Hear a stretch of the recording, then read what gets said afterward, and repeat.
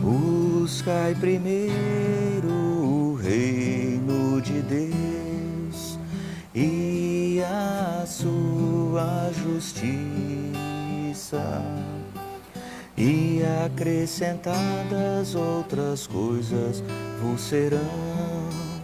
Aleluia, aleluia.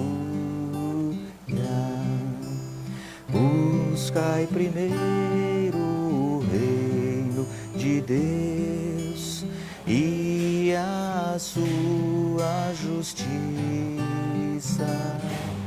e acrescentadas outras coisas vos serão. Aleluia, aleluia.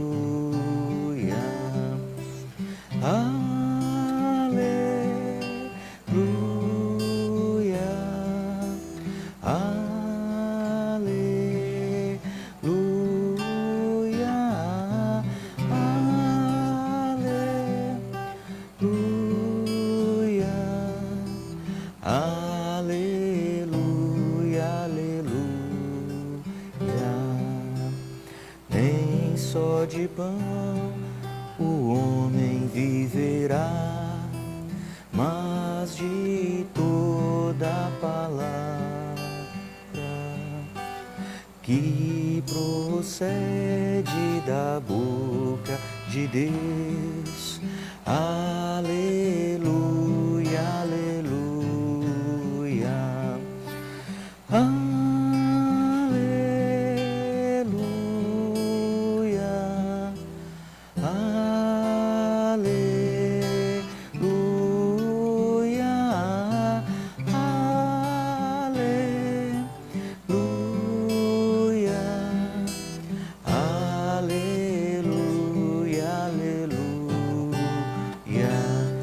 Nós estamos só em fase de teste.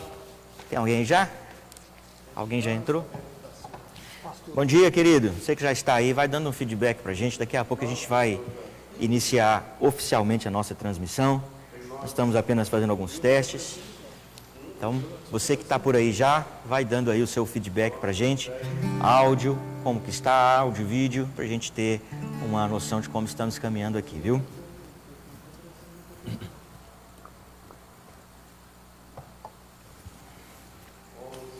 Batei, batei e abri-se-vos-á,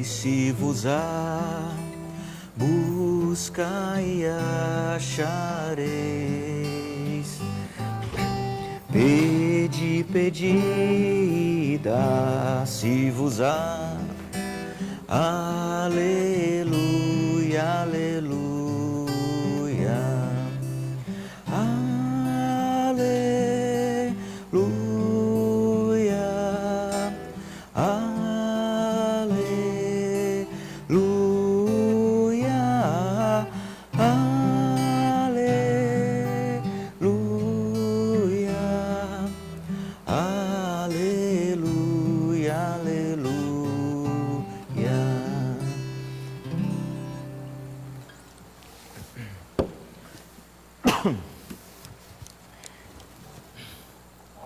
Mais água. Bom dia para você que está chegando aí, Igreja Presbiteriana de Betânia. Estamos nos preparativos iniciais. Você pode dar o seu retorno aí sobre áudio, sobre microfone, voz, violão. A gente vai se adaptando aqui, viu? Estamos aí nos preparativos. Dentro de alguns minutos nós iniciaremos oficialmente a nossa reunião. Já encostei nele.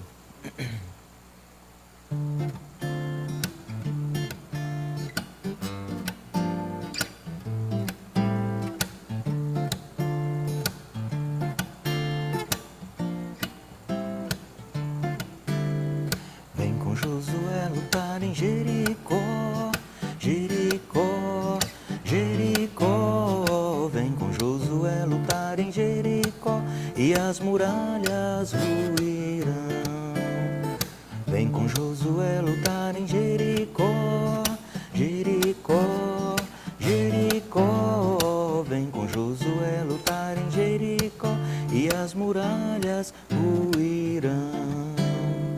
As trombetas soarão, abalando o céu e chão. Cerquem os muros para mim, pois Jericó chegou ao fim. Vem com Josué lutar em Jericó, Jericó, Jericó. Vem com Josué lutar em Jericó e as muralhas ruirão. Suba aos montes devagar, que o Senhor vai guerrear.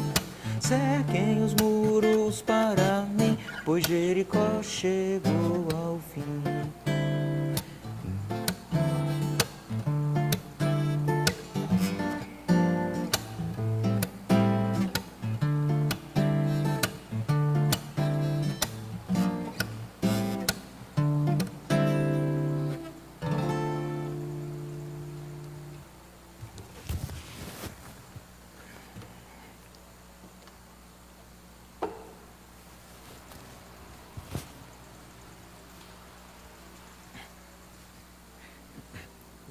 A som tá bom, bom dia, tudo parece bem, a gravação tá ótima, o som tá bom. Benção. Eu tava olhando com o Edson vai ser meu retorno aqui. Conversando aqui perto aqui, o microfone capta, né? Tá. Tem que... Mas é isso aí. Já tá na hora.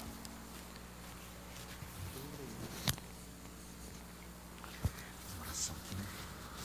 Senhor Deus, nós agradecemos ao Senhor por mais esse dia de vida e pela graça de estarmos aqui. Pedimos ao Senhor que nos abençoe neste momento. Que o Senhor cuide para que tudo corra bem e nós possamos ser bem-sucedidos nesse projeto para a glória do nome do Senhor. Em nome de Jesus. Amém.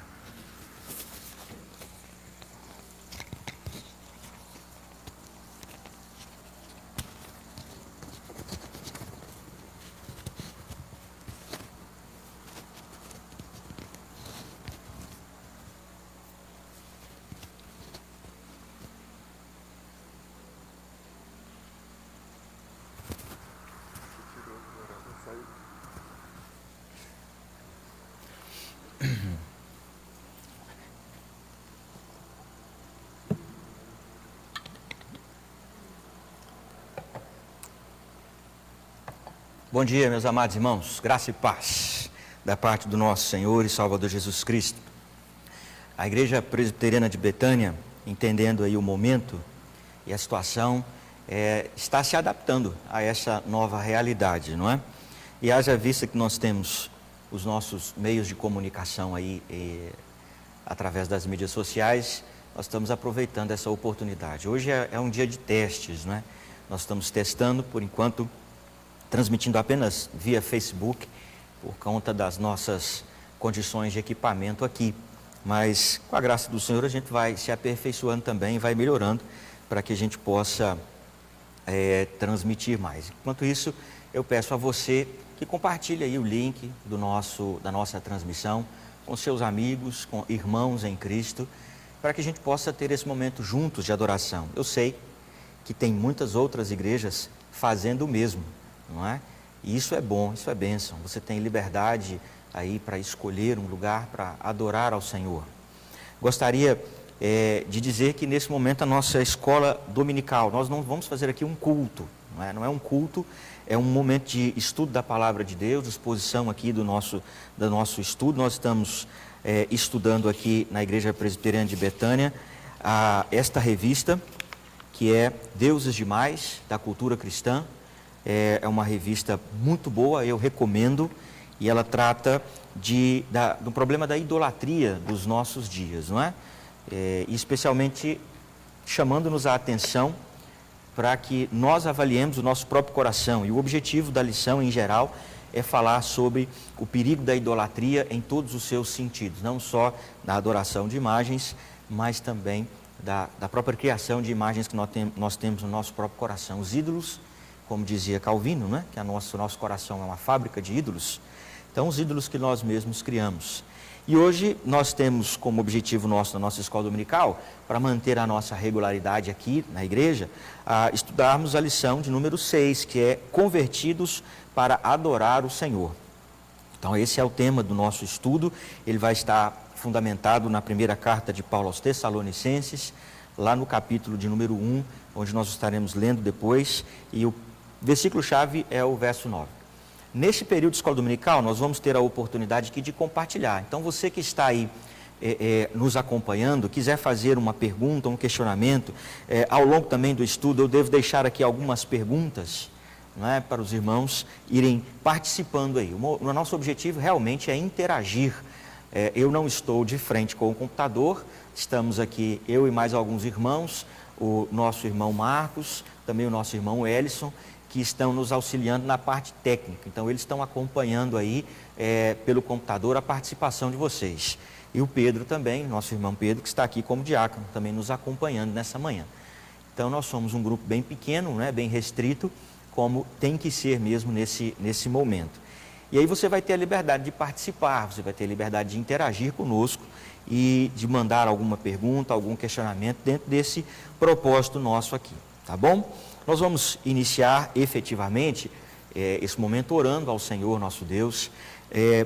Transmissão online, transmissão de culto ou de escola bíblica dominical é também considerado culto. Então, mesmo que você esteja aí na sua casa, de repente aí num ambiente bastante informal, nós pedimos que você leve isso em consideração, não é? Nós estamos aqui em culto. Então, quando estivermos orando, você também participa conosco em oração. Quando estivermos louvando a Deus, cantando, você cante conosco também. Pegue a sua Bíblia, abra a sua Bíblia nos textos propostos. Vamos ler juntos a palavra de Deus, para que nós estejamos, mesmo à distância como estamos, estejamos unidos nesta prática em comum de serviço e adoração ao Senhor nosso Deus. Nós estamos também participando da campanha de jejum e oração da Igreja Presbiteriana do Brasil.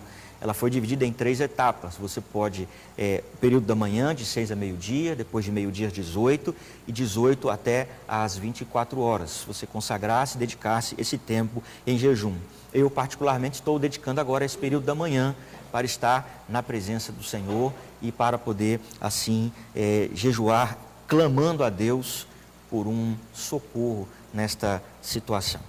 Nós vamos, então, orar mais uma vez, para iniciar mais uma vez nessa manhã, né? Certamente você já deve ter orado hoje. Nós vamos orar e vamos pedir ao Senhor que esteja nos abençoando. Deus querido, nós estamos aqui na presença do Senhor. É um tempo curioso, Deus, é um tempo diferente do que nós temos vivido. E, ó Pai, é extremamente precioso para nós podermos sentir essa comunhão. Uma comunhão de um modo diferente. Nós estamos muito acostumados à comunhão do templo. Estamos muito acostumados até à comunhão de pequenos grupos maiores. Estamos acostumados a outros tipos de comunhão, mas não essa, virtual.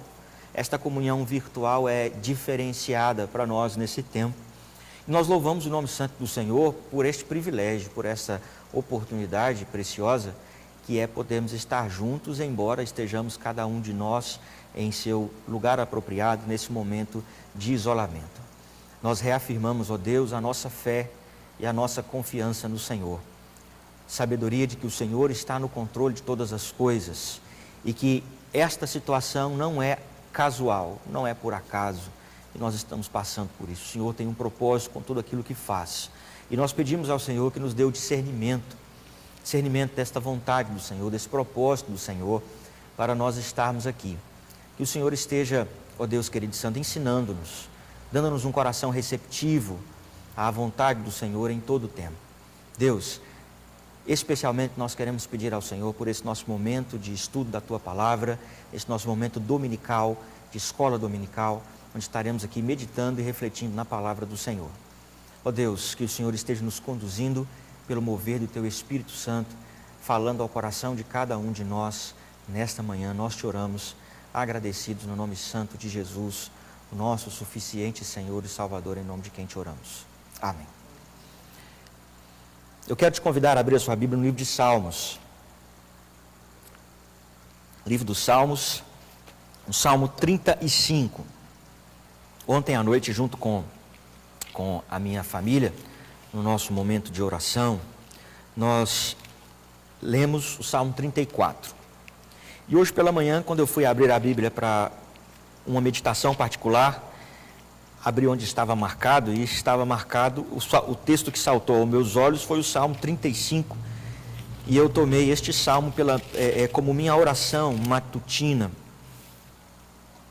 Salmo de número 35, é um salmo que Davi manifesta na sua oração, clamor a Deus em favor da sua libertação. Salmo de número 35, nós vamos fazer aqui a leitura a partir do verso 1. Nós vamos ler só os primeiros versos deste salmo. Nós vamos ler o verso 1, verso 2 e verso 3, tá bom? Só os 3 primeiros versos. Se você puder, me acompanhe aí em voz audível, tá? A sua leitura. Salmo de número 35, apenas o verso 1, 2 e o verso 3, nós vamos fazer essa leitura juntos. Diz assim o Senhor na sua palavra: contende, Senhor, com os que contendem comigo, peleja contra os que contra mim pelejam, embraça o escudo e o broquel, e ergue-te em meu auxílio, empunha a lança e reprime o passo aos meus perseguidores. Dize à minha alma: eu sou a tua salvação.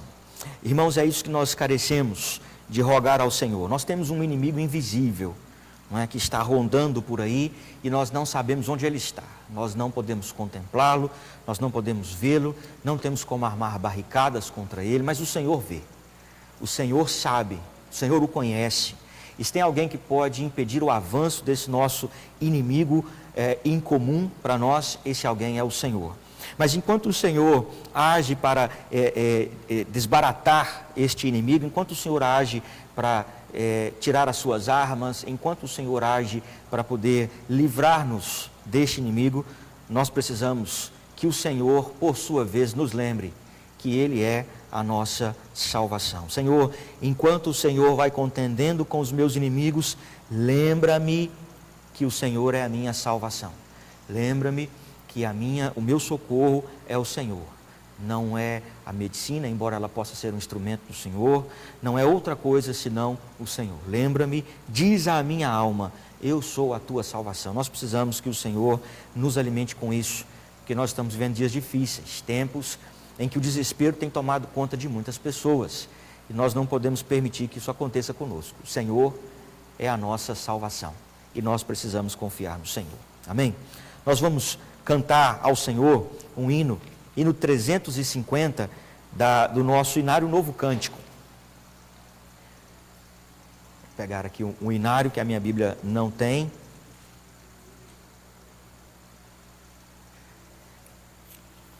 O hino 350 é a palavra da vida do Inário Novo Cântico. Fonte da celeste vida, manifesta o teu poder, vivifica-os sem alento, faze os mortos renascer. Vida eterna nos vieste conceder. Abra comigo aí então o seu inário e nós vamos cantar juntos este hino. Você já percebeu que eu não sou cantor, não é? Eu quebro o galho aqui. Então, siga o tom do violão, viu? Porque a minha voz pode falhar.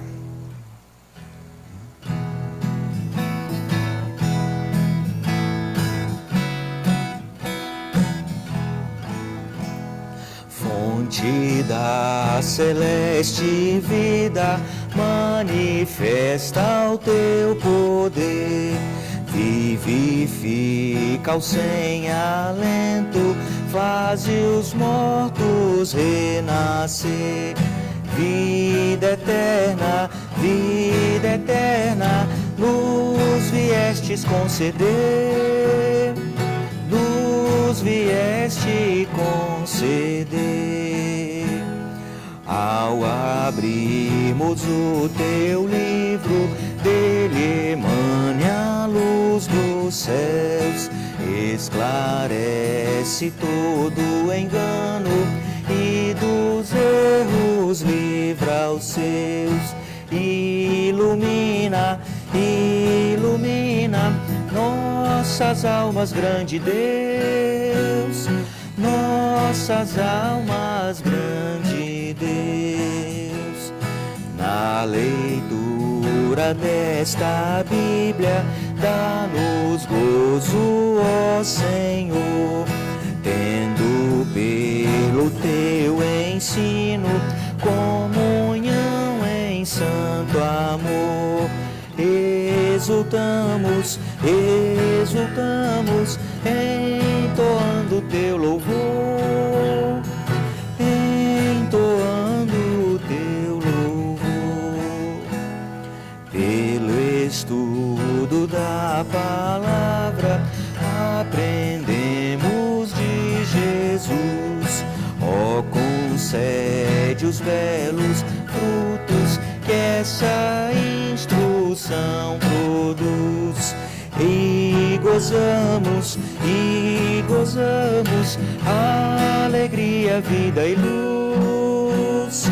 Alegria, vida e luz. Amém. Amém.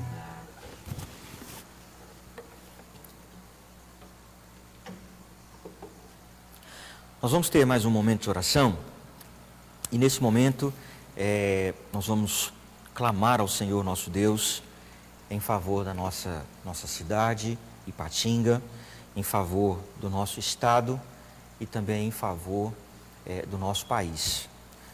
Não podemos nos esquecer de que a nossa nação é uma nação frágil do ponto de vista estrutural e nós precisamos da graça do Senhor para nos socorrer.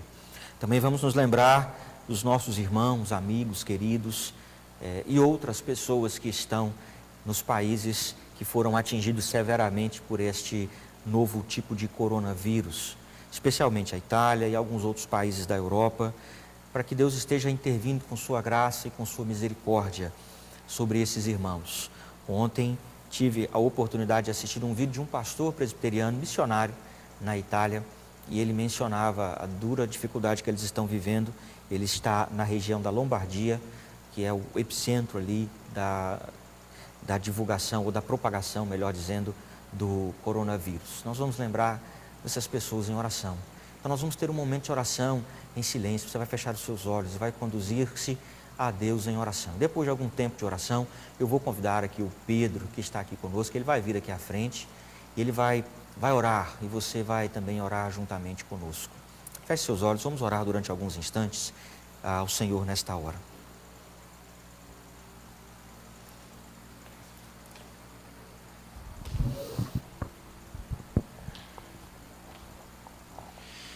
Santo e eterno Deus, nós estamos agora diante de Ti, ó Deus, para cumprir a nossa obrigação para contigo, ó Deus, de separar este dia, de continuarmos apesar da adversidade, ó Deus, cumprindo com o nosso dever perante o Senhor, Pai. Nós sabemos que todas as coisas estão debaixo do Teu controle, do Teu governo, Pai. E é por isso que, enquanto o mundo se desespera, corre sem ter para onde ir, e deposita suas esperanças nos frágeis cuidados deste mundo, nós nos dobramos a Ti, Senhor. Nesse dia em que a Sua igreja, e não somente a igreja presbiteriana, ó Pai, mas a Sua igreja invisível, espalhada pela terra, Senhor, se curva, em especial aqui no Brasil, em jejum, em oração, ó Deus. Nós Te clamamos, Senhor, que faça com que o mundo fique sabendo disso e que a Sua intervenção direta seja vista, ó Deus, para que o mundo contemple a Sua glória, o Seu poder e veja que o Senhor é Deus, ó Pai. É o que nós Te pedimos, é o que nós Te suplicamos, Senhor.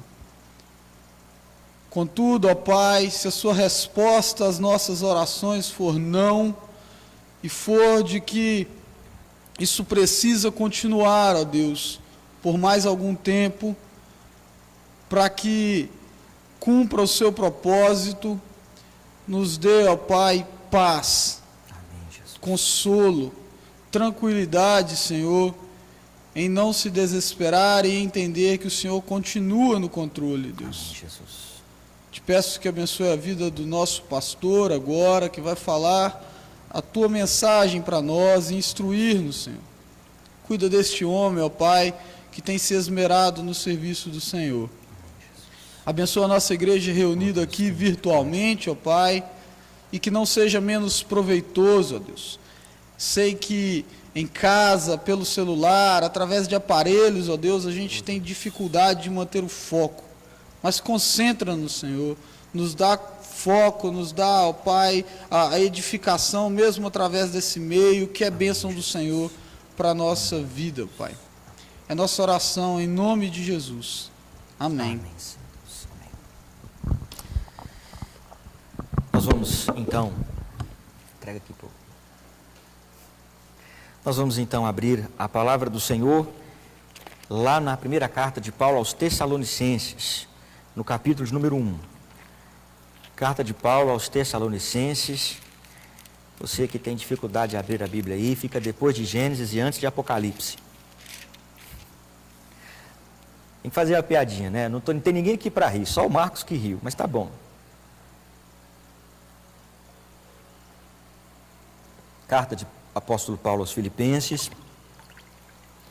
Nós vamos ler a partir do verso 2 até o verso 10. Chave do nosso estudo, né, da lição de escola dominical, é o verso 8. É 1 Tessalonicenses, capítulo 1, do verso 2 a 10. Se eu disse Filipenses, você me perdoe, foi um lapso de memória aqui, viu? Foi uma falha mesmo. Mas é Tessalonicenses, primeira carta de Paulo aos Tessalonicenses.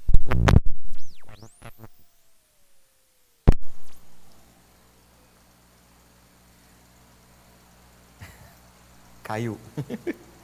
Voltou lá? Tá todo mundo ok? Desculpa aí, foi uma falha técnica aqui, viu, irmãos? Foi a luz que apagou aqui. Bom, nós vamos fazer... Vou ter que chegar um pouquinho mais para cá, você me dá licença aqui, tá bom? Para evitar de pegar aqui eu pisar na nossa estrutura técnica. Capítulo 1, verso 2 até o verso 10, primeira carta de Paulo aos Tessalonicenses, diz assim a palavra do Senhor. Damos sempre graças a Deus por todos vós, mencionando-vos em nossas orações e, sem cessar, recordando-nos diante do nosso Deus e Pai, da operosidade da vossa fé, da abnegação do vosso amor e da firmeza da vossa esperança em nosso Senhor Jesus Cristo, reconhecendo, irmãos, amados de Deus, a vossa eleição.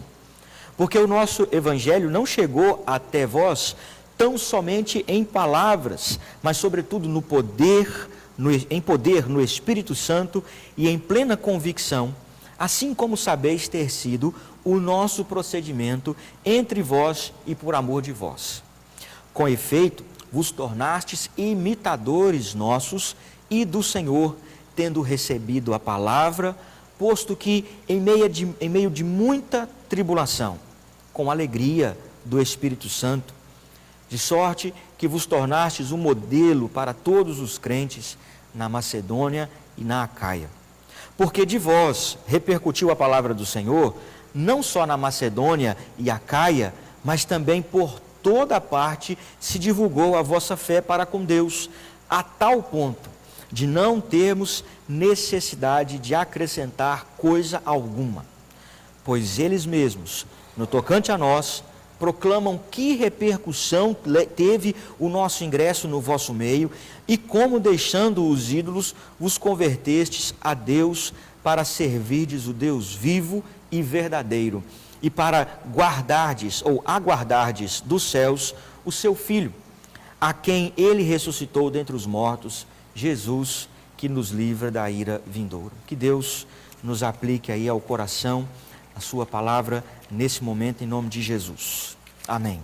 Irmãos, como eu disse, nós estamos aqui estudando a lição de número 6 da revista Deuses Demais, da editora Cultura Cristã, e o objetivo dela é falar a respeito do perigo da idolatria que nós corremos no nosso coração e que nós estamos sujeitos se nós não cuidarmos e não protegermos. Desta vez nós vamos falar a respeito, o tema da nossa lição é Convertidos para adorar ao Senhor, e está baseada aqui nesse texto. Acho que uma boa introdução nossa é exatamente esse contexto que nós estamos vivendo, não é? Quando a gente fala de adorar a Deus, nós costumeiramente pensamos no ajuntamento da igreja para essa adoração. Quando a gente fala de louvor a Deus ou de louvar a Deus como igreja do Senhor, a gente normalmente pensa em ajuntamento. E hoje, nesses dias, nós estamos vivendo um tempo diferente, um tempo distinto, não é? Afinal de contas, nós estamos aqui para adorar a Deus, eu aqui com mais alguns irmãos, você aí na sua casa com sua família e, como nosso irmão Pedro disse na oração, com os recursos que Deus te deu, talvez numa televisão, talvez num computador ou de frente com um celular, nos acompanhando. E mesmo assim nós estamos juntos adorando o Senhor. Então esse é um tempo diferente. A nossa lição quer ajustar esse nosso foco, quer ajustar a nossa visão a respeito do conceito nosso de adoração, ou da razão pela qual nós fomos convertidos ao Senhor. Uma outra coisa que nós estamos vivendo nesses dias, talvez você já deve ter ouvido alguém dizer isso, ou talvez alguém já, ou você mesmo já tenha dito isso, né? Deus nos abençoe para que a vida possa voltar ao normal. O que é voltar ao normal? O que a gente tem em mente quando a gente pensa na vida voltando ao normal? Trabalho, escola, ganhar dinheiro, comprar coisas, poder ir no shopping se divertir, ir ao cinema. Nós costumeiramente pensamos na vida normal, não naquilo que nós somos, mas nas coisas que nós podemos fazer. Sabe o que isso quer dizer? Eu acredito que isso significa que nós passamos a dar significado de essência àquilo que é apenas parte da nossa existência. Nós passamos a dar significado de ser naquilo que é apenas coisas que nós podemos fazer. Nós perdemos um pouco a noção do que é ser, se nós não temos o que fazer, não é verdade? A gente vê aí memes, né, dos mais diversos espalhados aí pela internet, dessa quarentena. 4º dia de quarentena, 5º dia de quarentena, os meninos arrancando o cabelo, a casa destruída, e a gente não sabe o que fazer. Tem gente escrevendo artigos sobre o que você pode fazer nesse tempo. Olha só, a gente perdeu a capacidade de saber o que fazer quando nós não podemos sair de casa. A nossa vida se tornou centrada naquilo que nós fazemos da porta para fora da nossa casa. E ficar dentro de casa se tornou algo extremamente difícil. Isso demonstra como que a nossa vida passou, nós sem querer, sem percebermos, nós passamos a atribuir significado de existência, de essência, aliás, naquilo que é parte da nossa existência. O que a nossa lição quer dizer, ou quer chamar a nossa atenção, é que nós fomos convertidos, salvos por Deus em Cristo, para a adoração ao Senhor. Isso é parte de quem nós somos. Nós somos servos, lavados e remidos no sangue do Cordeiro, para vivermos, enfim, para adorar ao nosso Deus. E para chegar nessa conclusão, o nosso autor começa trabalhando com o conceito de queda, os efeitos do pecado, o conceito de conversão e os produtos dessa conversão, os frutos dessa conversão. E ele vai nos chamar a atenção lá no final para esse texto que nós lemos, de Tessalônica. Mas vamos ver um pouquinho da história de Tessalônica. A igreja de Tessalônica foi fundada pelo apóstolo Paulo, lá no capítulo 17 de Atos. Se você voltar lá na sua Bíblia, você vai ler a partir do verso 1 até o verso número 9.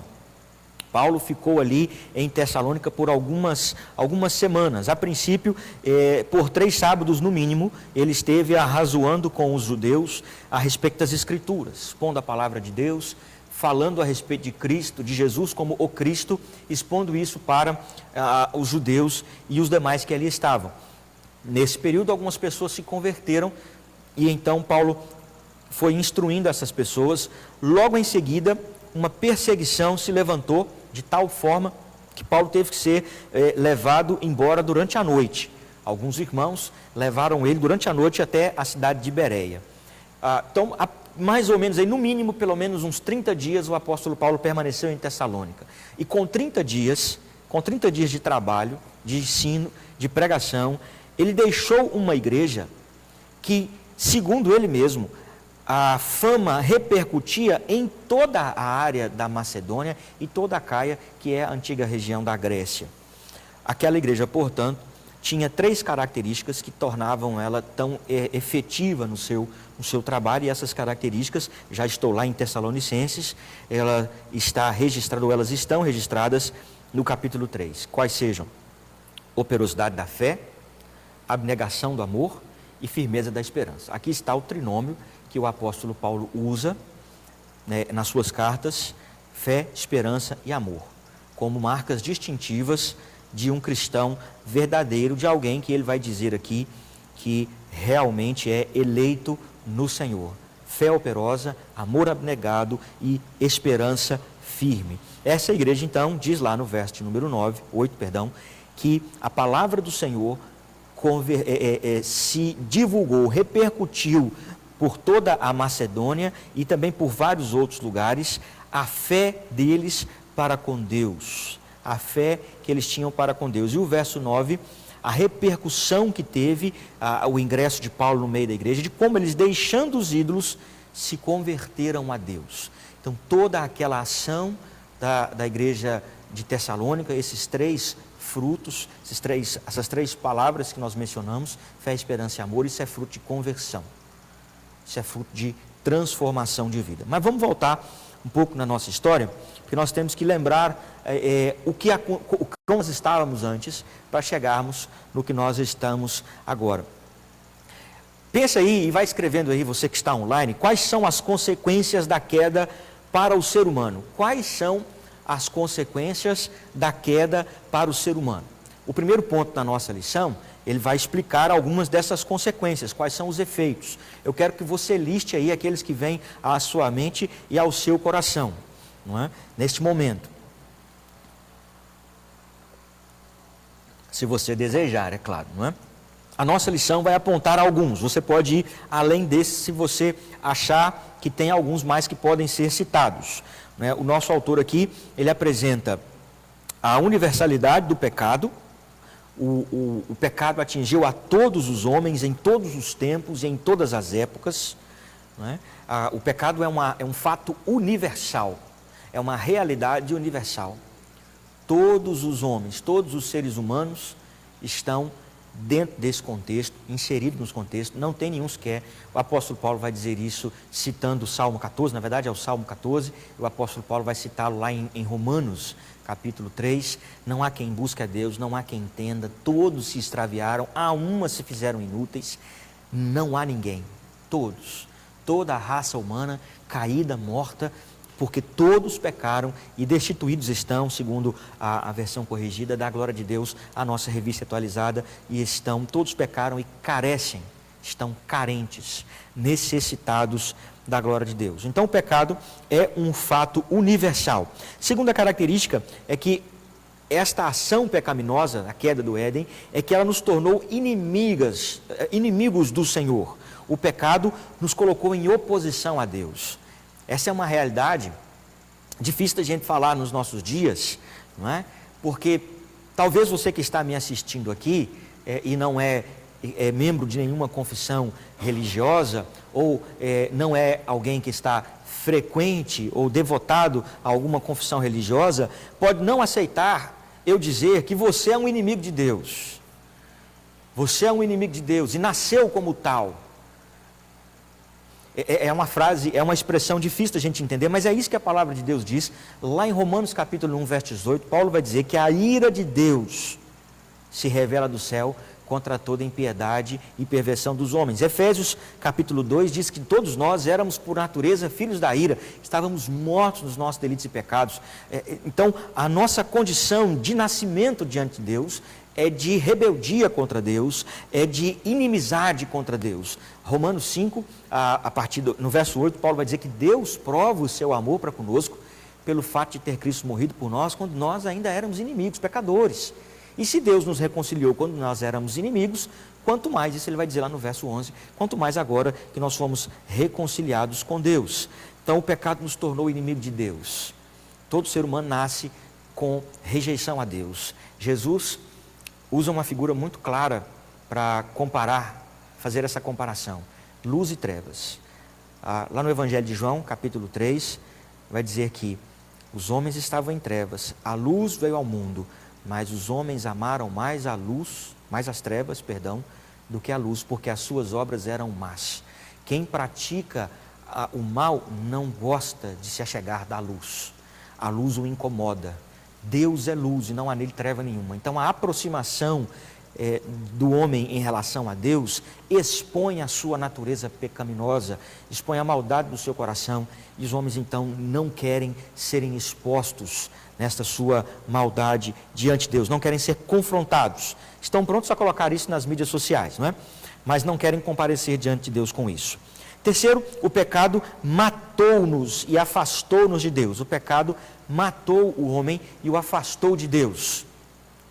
Mortos em nossos delitos e pecados. A pergunta que eu faço é: o que o morto faz? O que um morto pode fazer? Um defunto pode fazer? Se você pegar aí um prego, um espeto, alguma coisa qualquer, e tentar cutucar alguém que está em estado de morte, você não vai obter nenhum tipo de reação. A única coisa que um morto pode fazer é entrar em decomposição, não é? E isso nem é ele que faz, não é? Os elementos que Deus criou para isso atuam para esta realidade. Essa é a nossa condição. Nós estávamos mortos nos nossos delitos e pecados quando Ele nos deu vida, diz lá o apóstolo Paulo em Efésios capítulo 2, verso 1. Isso é algo triste, irmãos, ainda mais triste, porque revela que nós, no nosso estado de pecado, não desejamos Deus. Eu costumo dizer aqui na igreja, quando tratamos sobre esse assunto de evangelismo, de discipulado, é que um dos nossos enganos é achar que o mundo está ansioso por Deus. O mundo está desejoso, as pessoas estão desejosas de abraçar a Cristo. Pode ser que agora, com esse coronavírus circulando aí, haja muita gente revendo a sua vida. Haja muita gente revendo a sua condição diante de Deus. É possível que muitas pessoas estão buscando a Deus agora, diante dessa situação de perigo. Mas há 30 dias, 60 dias atrás, o brasileiro estava aí se divertindo na internet com os memes a respeito do coronavírus. E agora deve ter uma quantidade significativa de pessoas aí rindo, ou agora correndo para buscar a Deus, não é? E se arrepender dos seus pecados. A não ser que seja esta situação, a maioria de nós não deseja Deus. Em uma situação de conforto, nós não queremos a presença de Deus. Foi C.S. Lewis que disse que o sofrimento é um megafone de Deus para um mundo ensurdecido. O sofrimento é um megafone de Deus, que Ele grita aos ouvidos de um mundo que está surdo, não é? Então, o homem não deseja Deus. E o quarto ponto aqui é que o pecado nos afetou em todas as nossas faculdades, todas as nossas potencialidades. Nossa capacidade de trabalhar para a glória de Deus foi afetada. Nossa capacidade de nos relacionar uns com os outros, nos relacionar com Deus, criar filhos, nos casar. Nossa capacidade de administrar os bens da criação, a comida, a bebida. Nós perdemos a capacidade de administrar isso de forma prudente.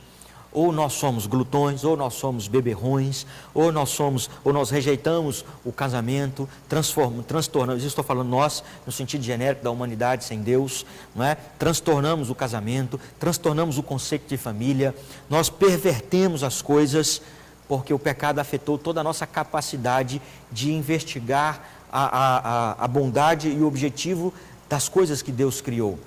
Nós perdemos essa capacidade dessa investigação. Então a palavra de Deus diz que o nosso coração está contaminado. A raiz dos nossos desejos e vontades é o nosso coração. Diz o sábio Salomão que dele procedem as fontes da vida, não é? E esta raiz está contaminada. A fonte está contaminada. E se a fonte está contaminada, tudo mais estará. Tudo mais, não é? Se a nascente do rio está contaminada, a foz também estará. Tudo está contaminado. O nosso coração está contaminado. Então todas as nossas ações naturalmente estão contaminadas. Até os nossos atos de bondade, diz o profeta Isaías, capítulo 66, verso 4. Toda a nossa justiça são como trapos de imundícia. Já pensou nisso? Pensa naquilo que você faz de melhor aí, meu querido. Pensa no que você faz de melhor, naquele negócio que você é bom. Fala assim, eu sou bom nisso aqui, eu sou bom marido, eu sou bom pai, eu dou atenção para os meus filhos. Sabe o que isso significa diante de Deus para a salvação? Significa absolutamente nada. Nada, nada, nada. Nada disso coopera para a nossa salvação. Então, a nossa capacidade de fazer o bem está corrompida. É por isso que nós carecemos de uma ação externa, alheia a nós, para transformar e nos dar uma nova fonte. É isso que a conversão faz. A conversão é o ato de Deus de mudar o nosso coração, de transformar o nosso coração, aperfeiçoando, purificando a fonte de vida e fazendo com que as outras coisas, a partir disso, se tornem, agora sim, podendo ser aceitáveis diante de Deus, por causa do nosso coração que foi transformado. Então aí é a necessidade da conversão. Tem alguém aí que participou aí, Marcão? Pergunta, alguma colocação, se quiser fazer. Viu, irmãos? Nós estamos aí à disposição. O que é, portanto, a conversão? Vou usar a frase que o autor usou aqui no seu terceiro parágrafo, que eu penso que resume bem, de maneira prática e objetiva. Ele diz o seguinte: entendemos a partir das Escrituras que a conversão é uma evidência externa da regeneração. A conversão é uma evidência externa da regeneração. Então, o ponto de partida é a regeneração. A conversão é apenas a evidência. É quando, por fora, se demonstra aquilo que aconteceu por dentro. O que é a regeneração? É o ato de Deus de transformar o nosso coração. O Espírito Santo de Deus atua no indivíduo morto nos seus delitos e pecados, trazendo vida de verdade, trazendo vida verdadeira. Transforma o seu coração de pedra num coração de carne e dá a ele condição de agora sim, vivo, responder positivamente ao chamado de amor de Deus, ao apelo da graça irresistível, a graça que não pode ser resistida por aquele que foi tocado pelo lavar regenerador do Espírito Santo de Deus. Palavras do apóstolo Paulo escrevendo a Tito. O lavar regenerador do Espírito Santo de Deus atua no nosso coração, tirando o coração de pedra e nos dando um coração de carne. A partir daí, então, aqueles que são transformados por Deus, ele segue dizendo, ganham uma nova disposição e têm agora capacidade de refazer os seus caminhos. Quer dizer que quando você recebe este novo coração, agora sim, os seus atos como um pai são atos de bondade. Você pode ser um bom pai, você pode ser um bom marido, você pode ser um bom filho, o seu trabalho pode ser feito para a glória de Deus e você pode agora reproduzir a bondade de Deus que foi levada a você por meio da conversão. Então só Deus, meus queridos irmãos, pode vivificar as pessoas para que elas voltem a Ele, se voltem a Ele e desejem amá-lo e adorá-lo. E é aqui o propósito da nossa conversão. Nós somos convertidos para adorar a Deus. Santo Agostinho disse nas suas confissões o seguinte: fizeste-nos para ti, e a nossa alma repousa inquieta, enquanto não se encontra em ti, enquanto não descansa em ti. A nossa alma anda inquieta, enquanto não se encontra no Senhor, porque o Senhor nos fez para Ele. Há um anseio da natureza humana, há um anseio da alma humana pelo Senhor. Nem sempre isso é admitido, nem sempre as pessoas admitem isso. As pessoas sem Deus não admitem isso. E esse é um problema que nós estamos vivendo também no nosso meio cristão. Sabe por quê?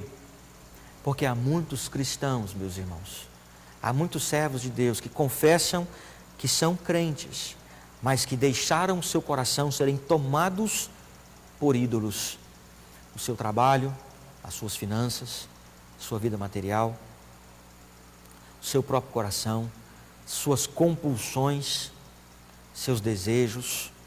Essas coisas ganham uma proporção divina no nosso coração e nós passamos a viver para satisfazê-las.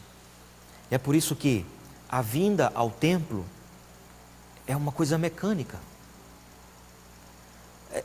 Seja sincero, você está se sentindo extremamente, totalmente confortável de estar aí na sua casa, nesse momento em que você normalmente estaria aqui, no templo? Você se sente confortável, tranquilo? A sua consciência está tranquila de que você está na presença de Deus? Nós nos acostumamos de uma tal maneira a certas rotinas religiosas que nós perdemos a noção delas. E aí, num momento como esse, é que nós percebemos a importância daquilo que Deus nos deu. E é nesse momento que nós vamos ser chamados a investigar o nosso próprio coração e, fazendo isso, descobrir que nós não estamos livres da idolatria. É o que o autor vai chegar na sua conclusão. Nós não estamos livres da idolatria, embora Deus nos tenha dado um coração novo, embora Deus nos tenha dado uma nova disposição, nós ainda guardamos resquícios de uma natureza ainda pecaminosa, que a Bíblia chama de o velho homem, que precisa ser morto todos os dias, que precisa ser sufocado todos os dias, que precisa ser continuamente retirado. Nós precisamos nos despir do velho homem, diz o apóstolo Paulo em Efésios capítulo 4, e nos revestir do novo homem que se refaz segundo Cristo. Nós precisamos fazer morrer a nossa natureza terrena continuamente, constantemente. Gosto muito de uma frase de Martinho Lutero. Martinho Lutero falando sobre o seu batismo, a sua experiência com a sua natureza e as suas lutas pessoais. Ele diz assim: eu pensei que o velho homem pensei que poderia afogar o velho homem nas águas do batismo, mas eu descobri que o miserável sabia nadar e agora eu tenho que matá-lo todos os dias. Todos os dias. O que Deus fez ao nos converter, ao nos dar um novo coração, irmãos, foi nos dar uma nova disposição. Uma disposição que agora conflita com a disposição antiga. Mas Deus não nos lançou nessa batalha sozinhos e nos deixou à mercê. Ele nos deu o seu Espírito Santo.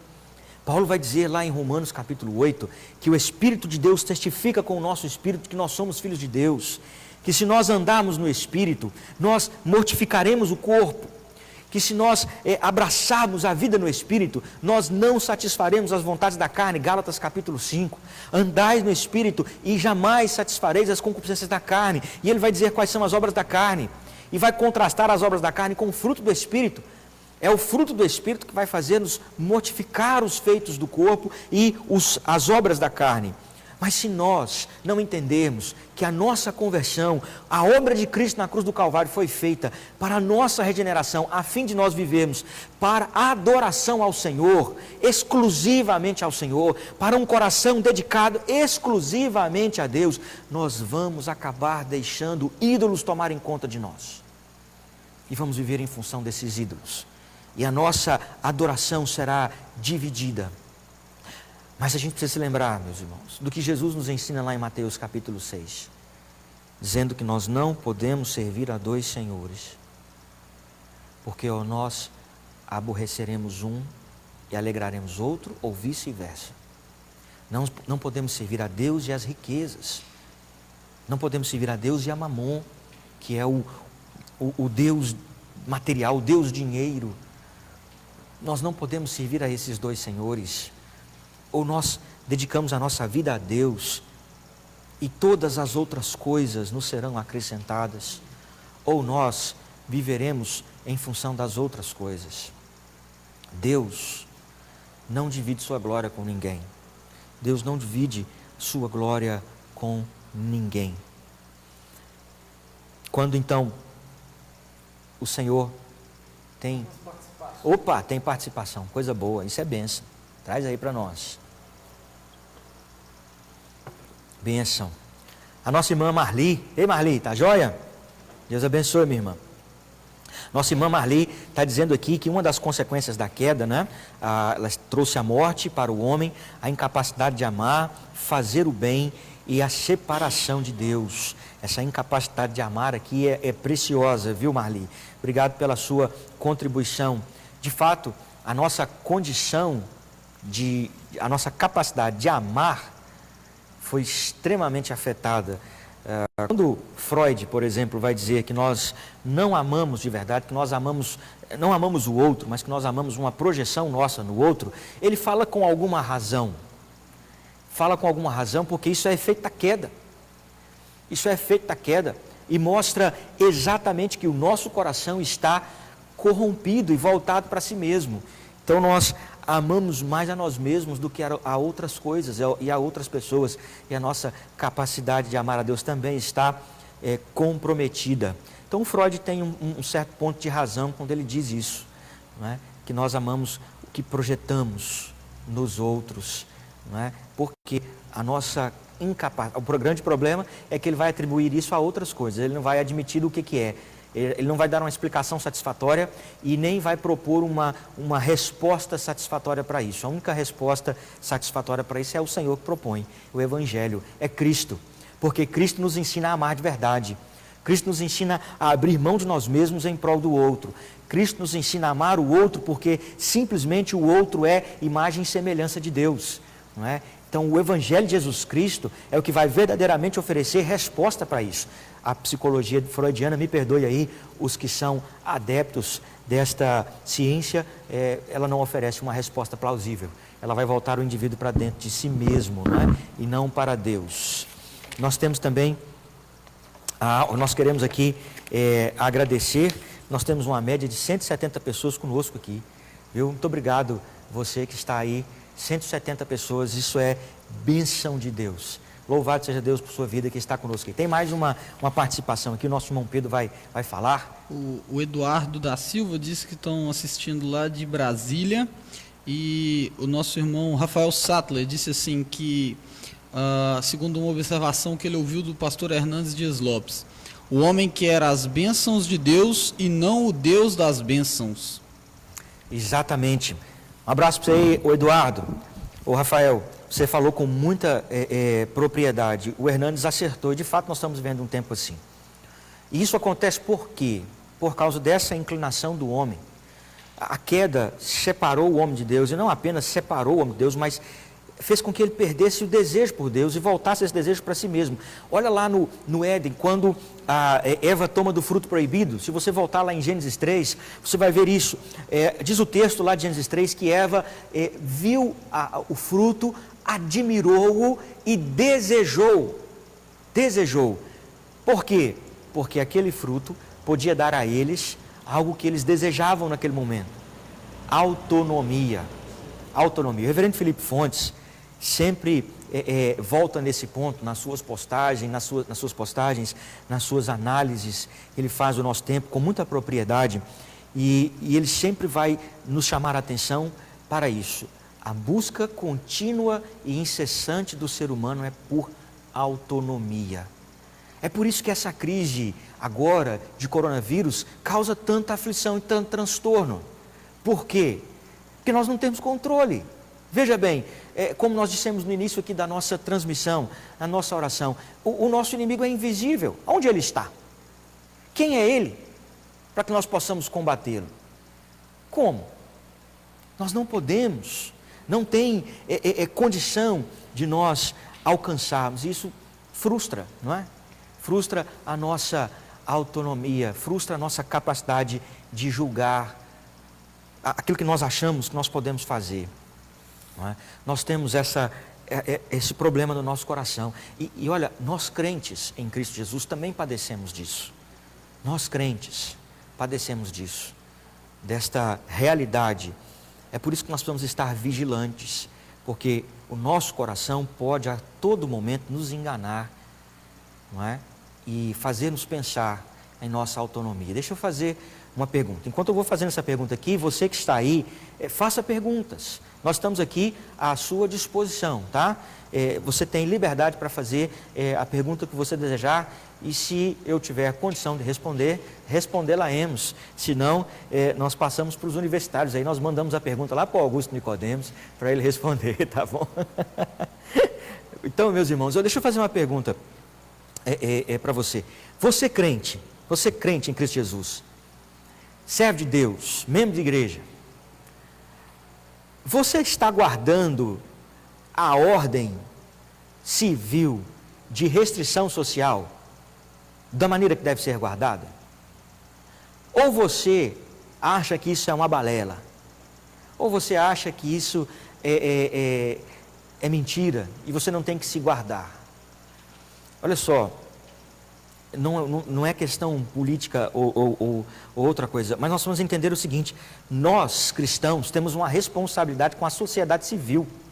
O apóstolo Paulo vai dizer lá em Romanos 13, nós temos que honrar as autoridades. E as autoridades nossas estão aí pedindo e clamando e dizendo, e alguns estão determinando que nós fiquemos em casa. E aí você acha, e eu achamos, que porque nós somos crentes e temos uma opinião a esse respeito, nós não devemos obedecer, nós podemos viver de qualquer maneira. Isso demonstra, sabe o quê? Autonomia. Autonomia. Porque se nós realmente fôssemos crentes e entendêssemos a verdade das Escrituras, nós nos submeteríamos às nossas autoridades. Porque elas foram instituídas por Deus. Então, quando um prefeito da cidade de Ipatinga, quando o presidente da República, quando o governador do estado decreta e vai à televisão e vai aos meios sociais para dizer, fiquem em casa, ele está agindo como autoridade em nome de Deus. Mas se você, como crente, acha que isso é balela e desdenha disso, você está demonstrando claramente que quem manda no seu coração é você. Quem manda nas suas atitudes é você. E que ninguém mais pode dizer para você o que você deve fazer, nem se essa for uma autoridade instituída por Deus. Percebe como que num detalhe pequeno, nós estamos aí com nosso senso de autonomia aguçados? Percebe isso? Não é? Então não é uma questão de ser temeroso ou ter falta de fé. A Bíblia é clara. Nós temos que ser submissos às nossas autoridades. E se elas estão mandando e nós não estamos obedecendo, é a palavra de Deus que nós estamos desonrando. E isso revela qual é a fé que está em nosso coração. E isso revela o que realmente nós cremos, não é? A esse respeito. Tem mais pergunta aí?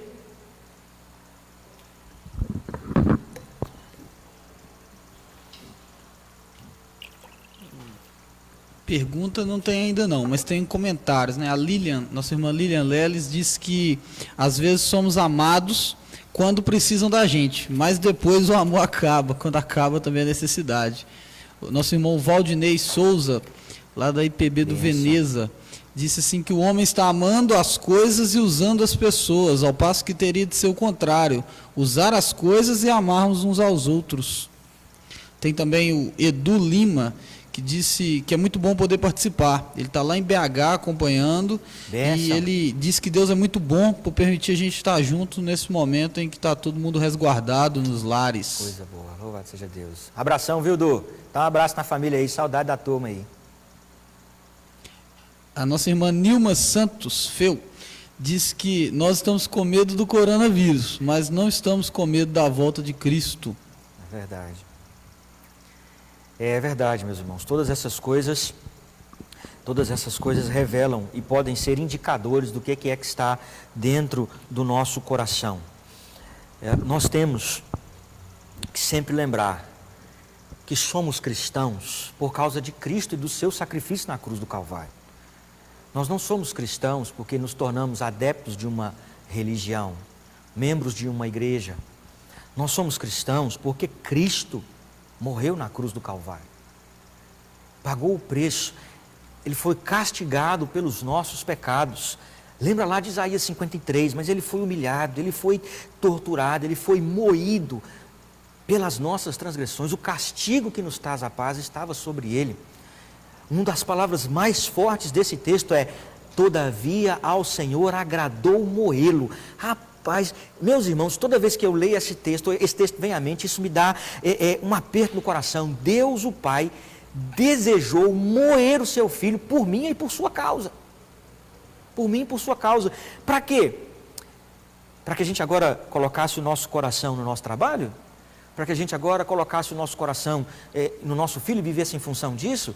Para que a gente fosse descrente da providência de Deus, dizendo para o nosso filho que ele tem que ser doutor, que ele tem que ser top lá em cima, que ele tem que estudar porque ele tem que ter como se sustentar nesse mundo?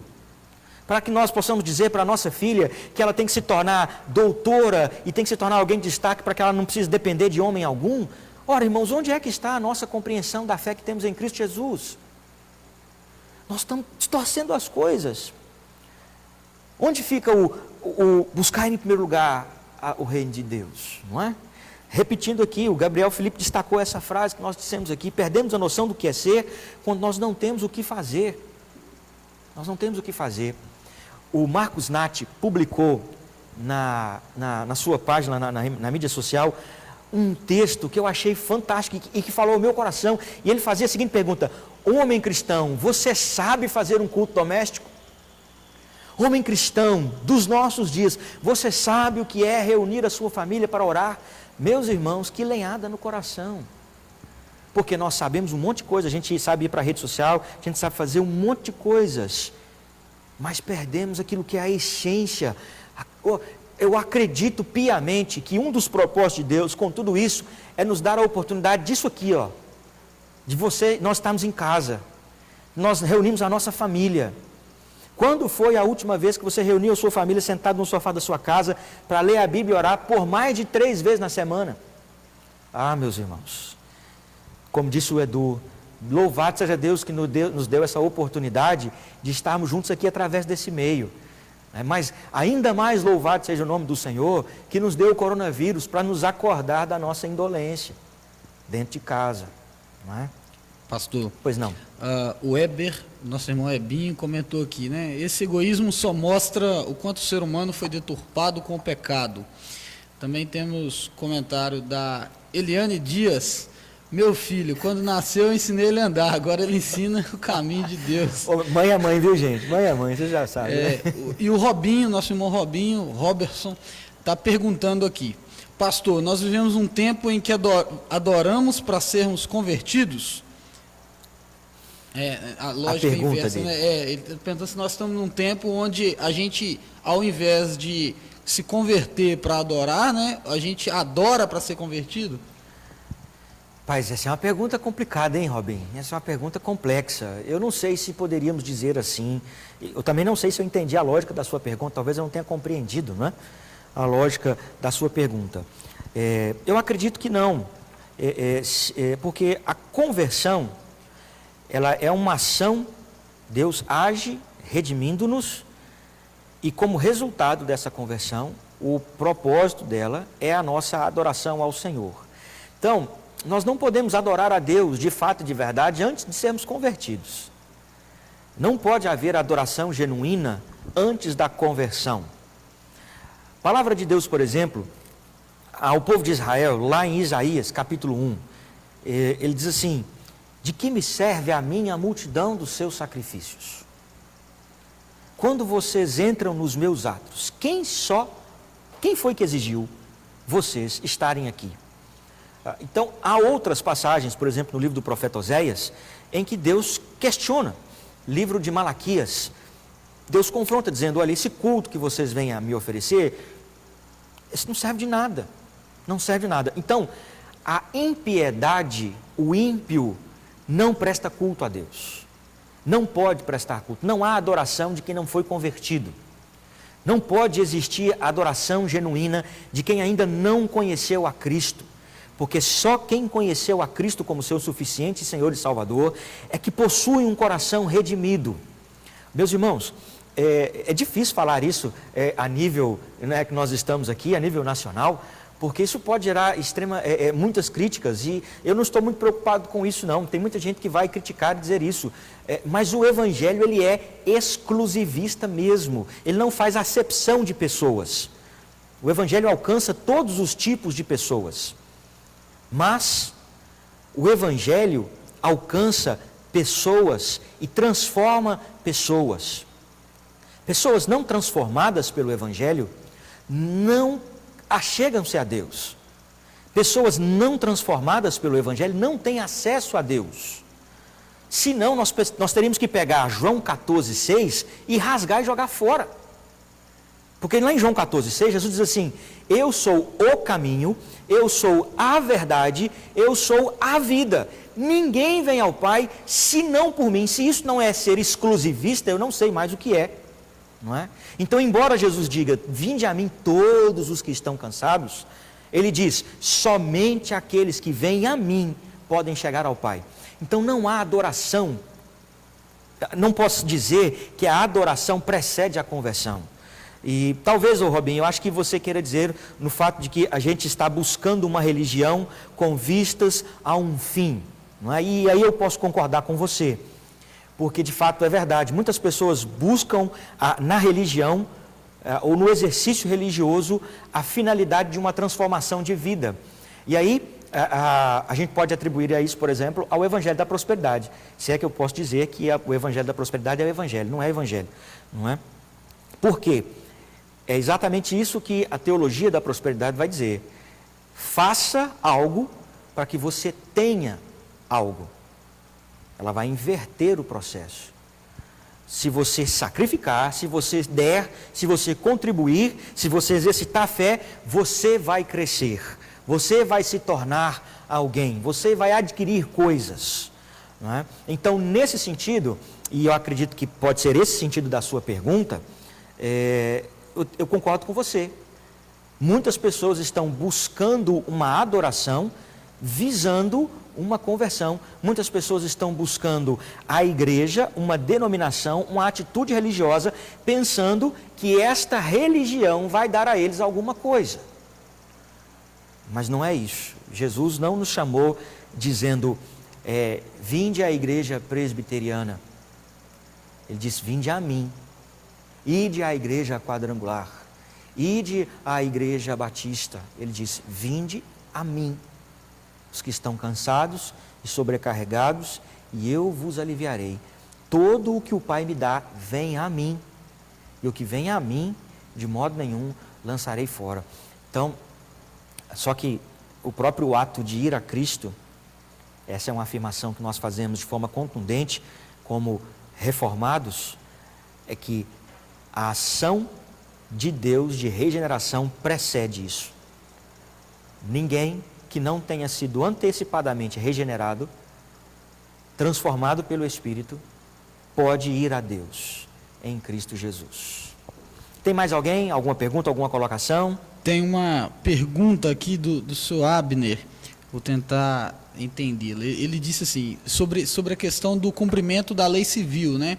Ele está dizendo assim, olha pastor, você disse que a gente tem que cumprir e obedecer às autoridades civis, mas para pensar ele queria pensar e entender o que faria uma pessoa que talvez ele disse que seria bom se a gente pudesse obedecer na íntegra a essas autoridades civis, mas ele diz assim, e aquelas pessoas, né, que trabalham numa empresa onde não tem nem como lavar a mão com álcool gel, está num estado de vulnerabilidade, né, seria o que elas fazem? E aí, como é que elas se viram lá nessa empresa delas? Ele disse assim, né, graças a Deus eu já estou aposentado, mas e as pessoas que estão nessa situação? Bom, o comércio nosso aqui, por exemplo, em Patinga, foi fechado, não é? É claro que esta circunstância depende do decreto da autoridade civil, não é?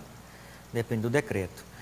Se, por exemplo, o decreto da prefeitura hoje fosse encerrar as atividades da Uzi Minas, nesse caso, ela deveria encerrar mesmo, e aí os empregados, os funcionários, deveriam cumprir. Mas, se o decreto não abrange essas áreas, você precisa continuar obedecendo ao seu patrão, não é? Porque senão você vai perder o seu trabalho. Você precisa continuar obedecendo ao seu patrão e mantendo o seu emprego, mas com todas as prescrições que devem ser seguidas. Se, por exemplo, além da empresa, da indústria, ainda permanecem abertos os supermercados, farmácias, comércios de necessidade, postos de gasolina, esses irmãos que trabalham nessas áreas continuam trabalhando e devem continuar fazendo o seu melhor. Claro que se precavendo, porque o trabalho é um seu meio de sustento, não é? Que Deus lhe deu, e ele deve honrar também o seu meio de sustento e deve glorificar a Deus por causa disso.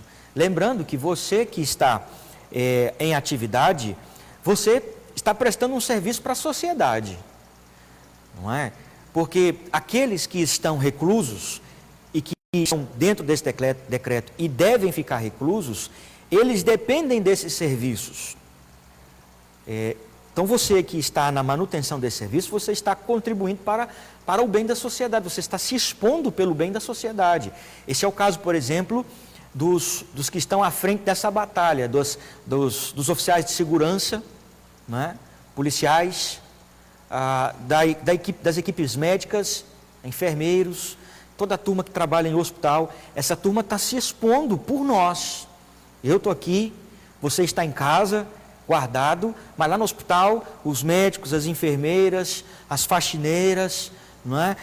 Os atendentes, essa turma está se expondo para receber aqueles que precisam de cuidados. O caixa de supermercado, o gerente, o atendente da farmácia, o menino lá do posto de gasolina, o frentista, essas pessoas estão se expondo por nós, então nós temos que louvar a Deus pela vida delas e orar por elas, não é? E você que está nessa condição, saiba que você tem sido bênção na vida dessa sociedade, alegre-se nisso e cumpra o seu dever com alegria no Senhor. Tem mais? Tem sim.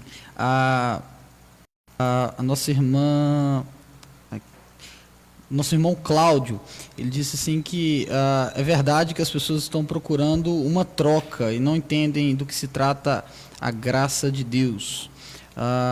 Nosso irmão Luiz Carlos Arruda, ele disse que na verdade há uma dificuldade, né, do homem ter uma adequação da palavra, ele quer adequar a palavra ao homem e não o homem se adequar à palavra.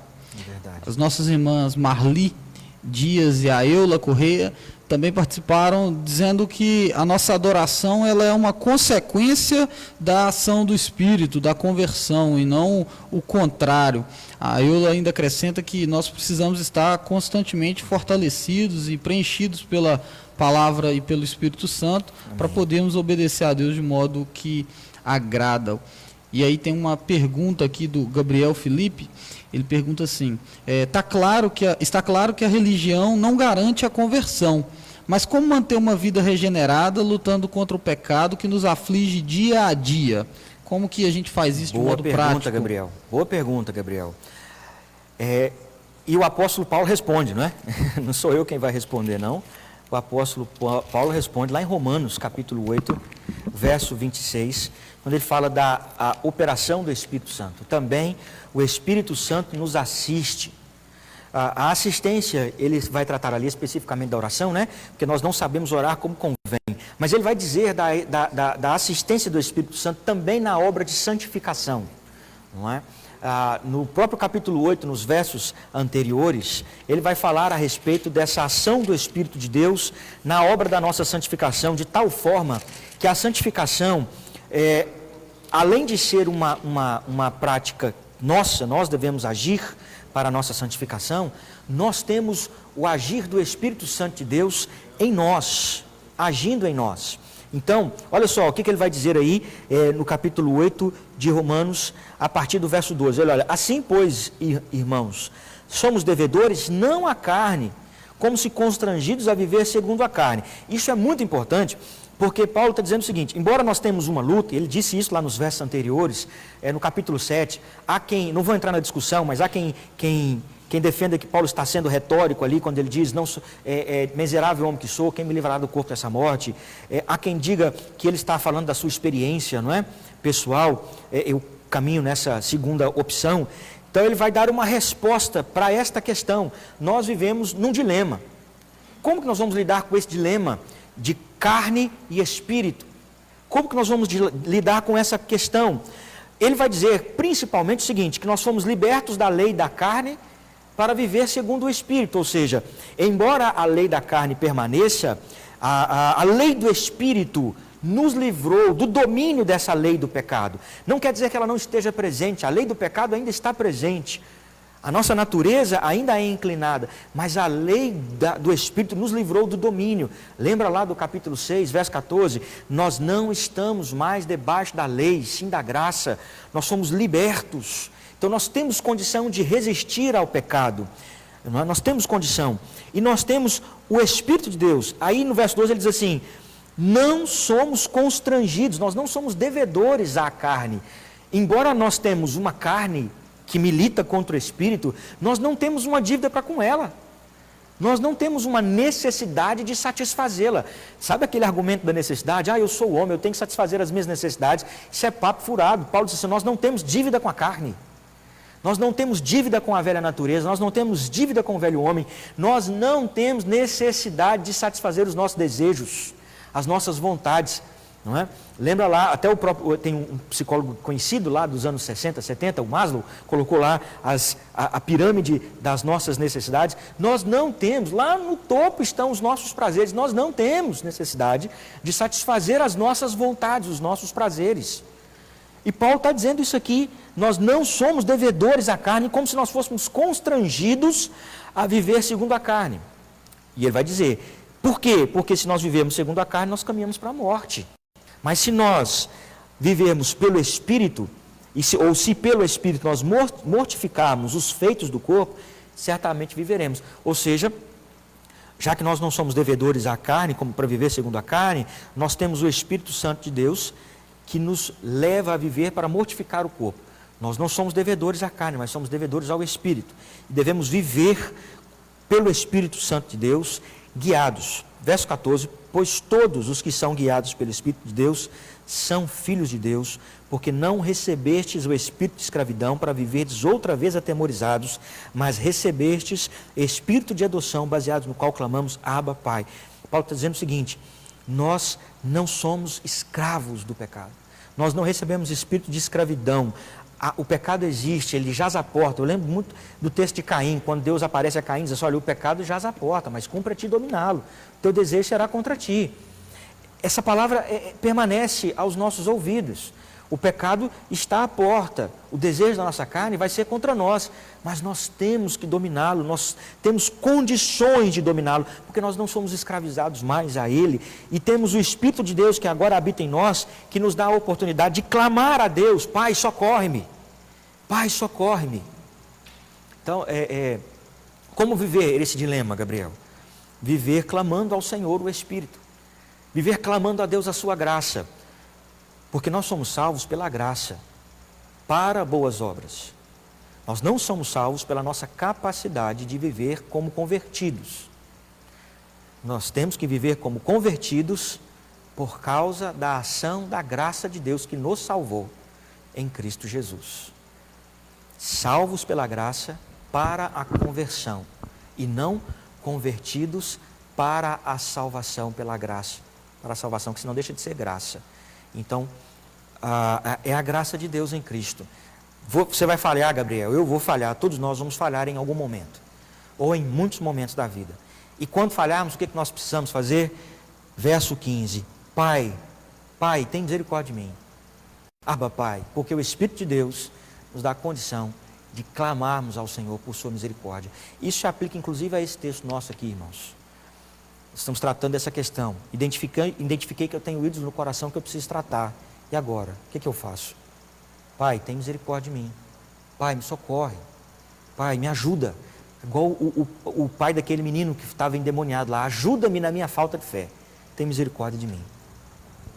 Pastor, Tem alguns comentários aqui.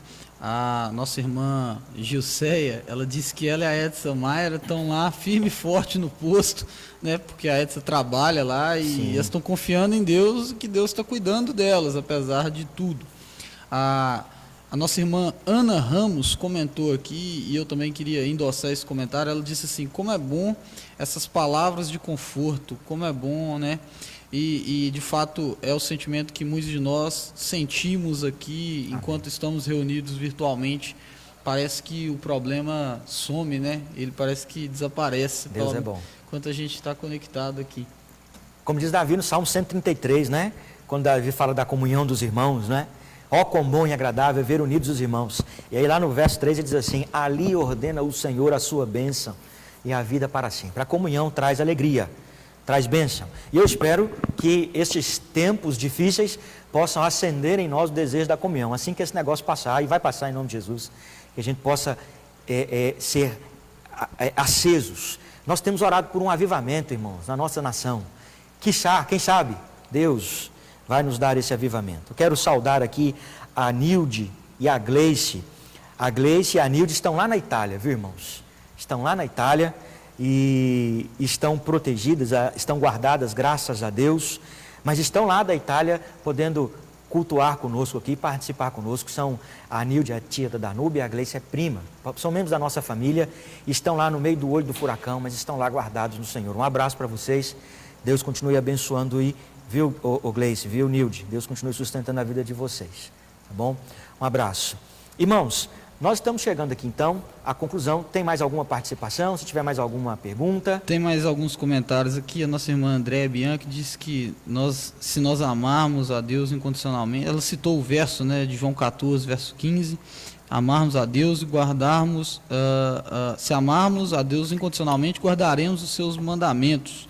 O Bruno e a Ana colocaram aqui que a regeneração precede a conversão completa, aliás, precede a conversão, a ação completa do Espírito em nós, faz nos esforçar, faz com que a gente se esforce, né, para cumprir a vontade do Senhor. Amém. Pastor, a gente teve aí cerca de 200 pessoas, né, 200 contas de Facebook aqui assistindo, mas é claro que esse número é muito maior porque tem pessoas que estavam em casais, famílias inteiras assistindo através de um celular só, ou uma tela só. Então, tivemos bastante participação da igreja, tanto em compartilhar, em encaminhar. Nosso irmão Valdeir disse que o pessoal lá de Cariacica, a família dele, parece, estava toda reunida lá, assistindo lá em Cariacica. Então, a igreja deu uma boa resposta à transmissão. Irmãos, é com grande emoção, não sei se você vai perceber daí, mas meus olhos se enchem nesse momento.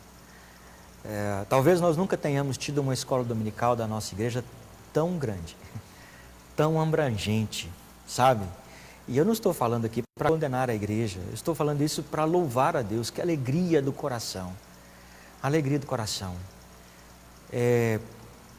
Eu tenho insistido o seguinte, que Deus na sua providência não traz apenas o mal, mas traz também o bem.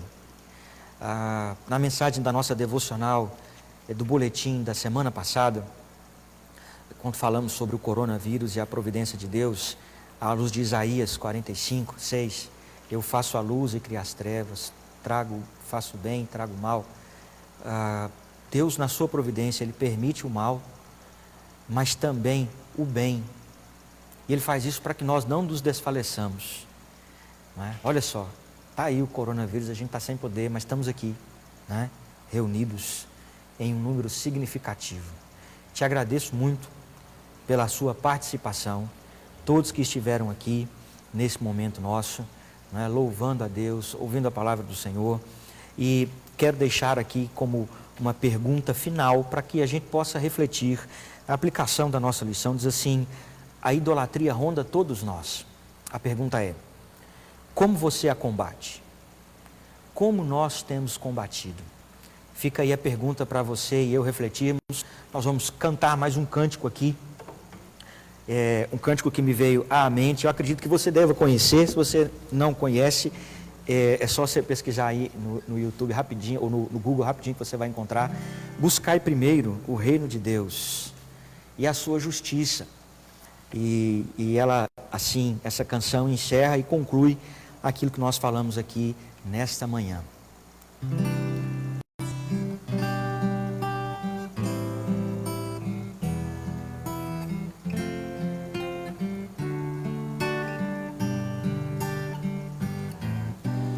Buscai primeiro o reino de Deus e a sua justiça, e acrescentadas outras coisas vos serão. Aleluia, aleluia. Buscai primeiro. Buscai primeiro o reino de Deus e a sua justiça, e acrescentadas outras coisas vos serão. Aleluia, aleluia.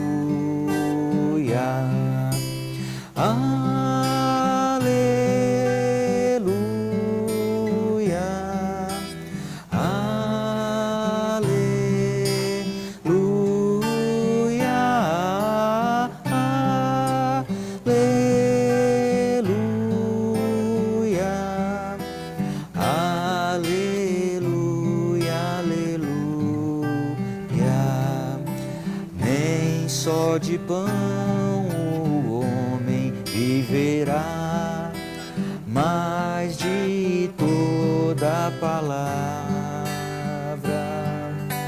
que procede da boca de Deus. Aleluia, aleluia.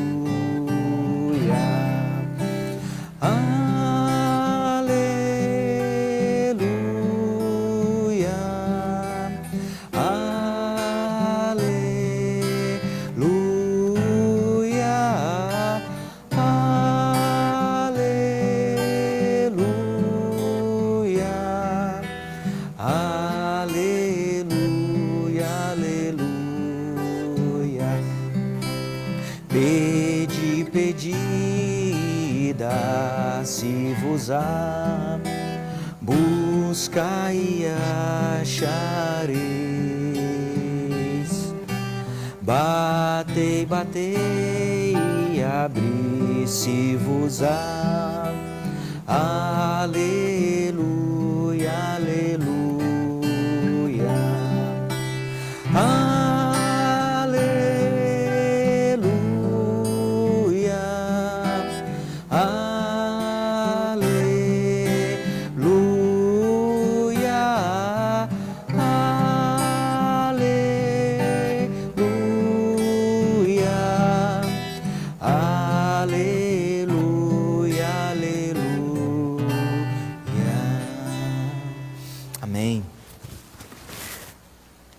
Hoje à noite, às 19 horas e 30 minutos, nós estaremos aqui reunidos de novo para cultuar ao Senhor. À noite nós estaremos fazendo um culto com participação, não é? Sem essa participação que nós tivemos aqui, sem essa interação. Então vai ser às 19h30 por este mesmo canal que nós estamos transmitindo agora. Você que está conosco aí nessa escola dominical é também nosso convidado para estar conosco, louvando, adorando o nome santo do Senhor, clamando em oração também, não é?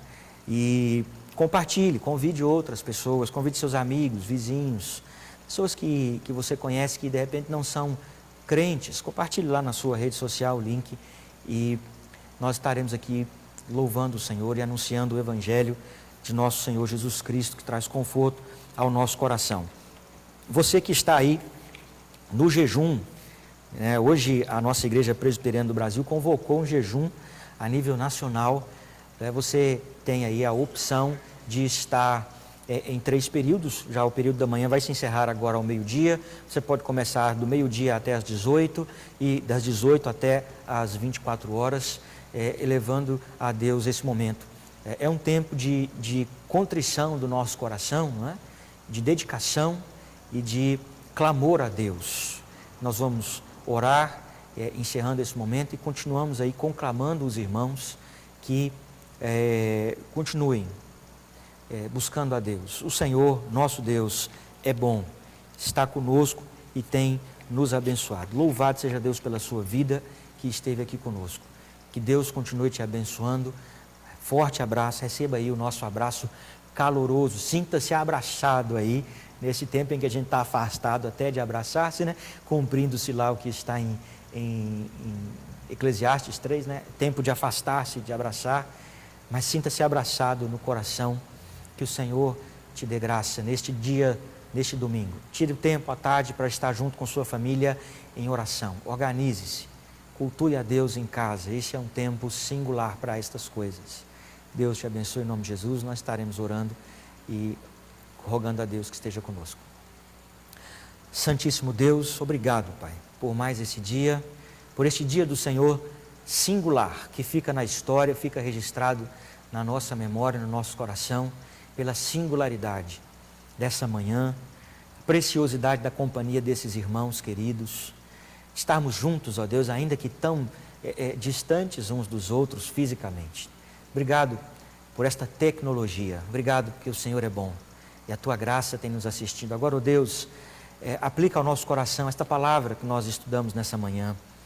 Ajuda-nos, Deus, a investigar o nosso coração, fugir da idolatria, a livrar o nosso coração, Pai amado, dos perigos. Nesse tempo de reclusão, ajude-nos a sondar o nosso coração, Deus, e encontrar-nos com o mais puro Evangelho do Senhor nas nossas almas. Ajuda-nos, Deus, a refletir. Depois desse tempo de quarentena, quando voltarmos às nossas atividades, nós voltemos completamente transformados pelo Senhor, Deus. Deus, abençoe os meus irmãos que estão conectados nesse momento, ó Deus, nos mais diversos lugares desse país e também do mundo. Abençoe, Deus amado, os nossos irmãos que estão lá na Itália, que estão na França, que estão na Espanha, que estão, ó Deus amado, em Portugal. Ó Deus, países esses que estão ali bem próximos do foco na Europa. Também há irmãos nossos espalhados em todos os lugares sobre a face da terra, na China, na Coreia. Ó Deus, tem misericórdia de cada um de nós. Reaviva a Tua igreja, aviva a Tua obra, Deus, no decorrer dos tempos, faze-a conhecida. Obrigado, Deus, dá-nos uma manhã de graça na Tua presença. Nós te oramos e prepara-nos para que logo mais nós estejamos aqui reunidos para cultuar o nome santo do Senhor, para a Tua glória e para o Teu louvor, em nome de Jesus. Amém, amém. Que a graça do Senhor Jesus esteja com sua vida, em nome do nosso Senhor e Salvador. Forte abraço. Deus o abençoe. Amém.